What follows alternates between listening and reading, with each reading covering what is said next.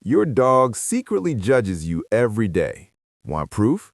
Right now, as you're watching this, there's a decent chance your pup is staring at you, reading your body language, your tone, your energy, and forming opinions you don't even know about. Today, we're cracking open one of the most misunderstood topics in dog psychology. What happens inside your dog's head when emotions get too big to handle? And more importantly, what you can do about it. Stick around, because some of this is going to surprise you. Before we dive in, I want to be clear about something. Dogs feel things, real things. Not in the same way humans do. They don't spiral into existential crises at 2 a.m., thankfully. But according to research published in Applied Animal Behavior Science, dogs have the emotional range roughly equivalent to a 2.5-year-old human child. Joy, fear, frustration, love, and yes, something very close to anxiety. So when your dog seems off, they're not being dramatic, they're overwhelmed and they need your help. Let's start with the tail. Now, you probably heard that a wagging tail means a happy dog, and sometimes that's true. But here's the part most people miss. It's not just whether the tail is wagging, it's how it's wagging. A loose, wide, full-body wag where the whole back end is wiggling, that's pure joy. But a stiff, high, slow wag with a rigid body, that's a different story entirely. According to the Journal of Veterinary Behavior, tail position and movement are tied directly to the dog's emotional arousal state. High and stiff often signals tension or even a warning. Low and tucked signals fear or submission. Your dog is basically sending you a weather report with their tail every single time you walk through the door, and most of us aren't reading it. Your dog does this too? Take a closer look tonight. You might be surprised by what you see. Now let's talk about something even more subtle, the lip lick. You're sitting on the couch, your dog walks over, you reach out to pet them, and right before you touch them, quick lick of the lips. Most people think nothing of it. Maybe they just ate something. But according to research from Applied Animal Behavior Science, rapid lip licking in a non-food context is one of the clearest stress signals a dog can send. It's a calming signal, a way dogs communicate discomfort or the need for space. If your dog is doing this when you hug them, when you have guests over, or when a kid gets too close too fast, they're telling you loud and clear, "I'm not loving this." The wild thing? Most dogs who bite have been giving these signals for weeks or months before anything escalates. They were talking. We just weren't listening. Here's one that always gets people: the belly. A dog rolls over and shows you their belly, and every human in the room instantly melts. Look, we all do it. But this one is genuinely complicated. Sometimes belly up is pure trust. I feel completely safe with you. And sometimes, though, it's actually a fear response. A dog that's frozen, ears back, tail low, and showing the belly is not asking for a rub. They're saying, "Please don't hurt me." The Journal of Veterinary Behavior distinguishes between these two using a cluster of signals.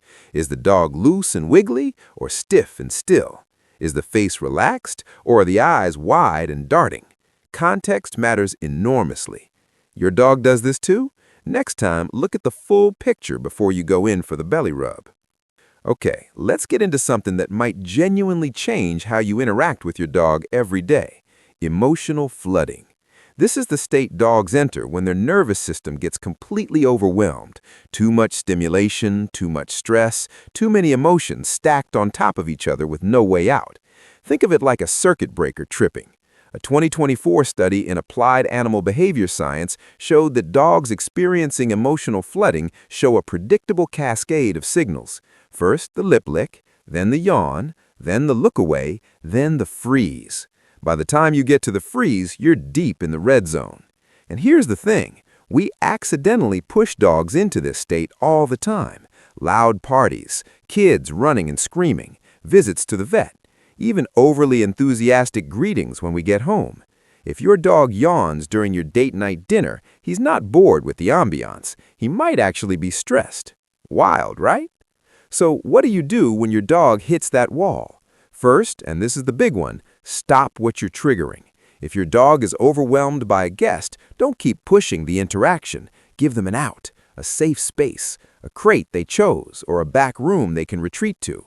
Research from the Journal of Veterinary Behavior confirms that predictable escape routes significantly reduce anxiety-related behavior in dogs. They don't need to be in every social situation. You wouldn't force a shy kid to stay at a party that's making them miserable. Same logic applies. Your dog does this too? Start identifying their "I need an exit" signals this week. Now, let's talk about something called emotional contagion. And this one genuinely blew my mind when I first read it. A 2023 study in applied animal behavior science found that dogs can actually catch our emotions. If you're anxious, stressed, or even mildly upset, your dog's cortisol levels, that's the stress hormone, rise to match yours. They don't just notice when you're having a bad day, they physically share it with you, which means that the chronic low-grade stress a lot of us carry around is being felt by our dogs too, quietly, every day. The flip side of this is beautiful though. If you consciously practice calm, slow breathing, relaxed posture, a softer voice, your dog's nervous system responds to that too. You are literally your dog's emotional anchor. No pressure or anything. Let's talk about freezing, because this one gets misread constantly. When a dog freezes, goes suddenly still, stops moving, holds their breath almost, most people either think the dog is fine and just calming down, or they don't notice it at all. But according to the Journal of Veterinary Behavior, freezing is often the last stop before a fight or flight response kicks in. It's not relaxation, it's a system on maximum alert, deciding what to do next. You'll see it at the vet, you'll see it when a strange dog approaches too fast, you'll see it when a child grabs a dog's face for a hug. If your dog freezes, the right move is to remove the pressure. Back up, give space, speak softly, don't lean in. Your dog does this too? Trust the freeze. It's the body's emergency brake. Here's the one I want to leave you with, and honestly, it's the most powerful thing I know about helping an emotionally overwhelmed dog. Decompression walks. Not your average walk around the block where you're dragging them along at your pace while you listen to a podcast. A decompression walk is one where you follow the dog. You let them sniff what they want to sniff, stop where they want to stop, explore at their pace with a long, loose lead, ideally 10 to 15 feet. A 2024 paper in Applied Animal Behavior Science showed that dogs who had regular decompression walks showed measurably lower cortisol levels and fewer stress-related behaviors over time. Sniffing, specifically, activates the parasympathetic nervous system. That's the rest and digest mode that calms everything down. One good sniffing session can do more for your dog's emotional reset than a full hour of structured obedience. So the next time your dog is stressed out, don't try to work it out with training. Take them somewhere new, drop the agenda, and let them sniff for 20 minutes. You'll both feel better. Here's the bottom line. Your dog has a rich, genuine emotional life, and when those feelings get too big to handle alone, they need you to be the calm in the storm. Read the tail wags with nuance, because there's always nuance. Listen to the lip licks. Respect the belly rollover. Give them a way out when they're flooding. Regulate yourself so they can regulate too. And for the love of all things holy, let them sniff. None of this requires fancy gear or expensive classes. It just requires paying attention. And you clearly already do, because you're here. Please remember that this video is for educational purposes only. If your dog is showing severe anxiety, aggression, or behavioral issues, always consult a certified veterinary behaviorist or a professional trainer with credentials. Every dog is different, and what works for one may not work for another. A qualified professional can give your pup the individualized help they deserve. Now, I want to hear from you. What's the weirdest, most unexplainable thing your dog does that you've always wondered about? Drop it in the comments. I read every single one, and your dog's quirky habit might just become our next video.